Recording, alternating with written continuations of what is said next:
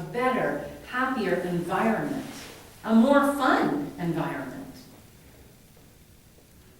So that was perfect, because what it's brought us right back to, Al, is the reason for sharing your 3-year vision with them. You're now telling them why you're not going to be in the trenches with them anymore. And when I work with employees, then I ask them, and I only work with employees of my clients, but when I'm working with employees, then I ask them sometimes, who here will not want to work in this business when it doubles in size and profitability? And if there are some who are complaining, you will recognize it in short order. Because I help you hold the bar in place. And everybody gets to that bar, or they just leave on their own. I mean, it's obvious. They leave on their own maybe by you having to give them the 3rd warning. First warning in writing, they sign. And you do it not just in writing, you give it to them verbally, and you hand them a sheet of paper saying, this is what we've talked about, I just want you to sign this, acknowledging that you got a copy of this, and then we have this conversation. Second, same thing, and you let them know, if I have to write you up again, you will be gone. This is your first warning, this is your second warning, and the 3rd one, I'm escorting you out the door. And you know, if they don't want to be there when your business doubles, triples, you don't want them there now. So you just raise the bar, keep it in place. But you got to get out of the trenches, Al, in order to raise that bar.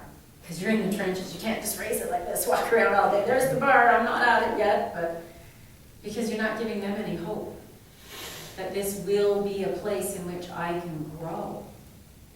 Because just like the baby that I use as an analogy all the time, a baby's born, and we start measuring everything about that baby, and we check the measurements over a couple of days. And then, you know, after a couple of weeks, monthly, and then annually, we keep checking to see that the baby's growing. But if the business isn't growing, just like the baby, I mean, you get an expert in, which is what you've done, but you know, if the business isn't growing, who wants to be, you know, there with a boss, a business that's dying? It's their livelihood. They know when the business is profitable and not, and they'll only hang on for so long. And you give them hope that it's going to grow. With growth comes opportunity for advancement in their position, and they need to grow. They don't recognize that they're not growing. They just recognize that, sorry, but something stinks around here. And that's rotting flesh when somebody's dying, right? And they'll get out. They'll leave. There are some people who aren't ready to grow. There really are.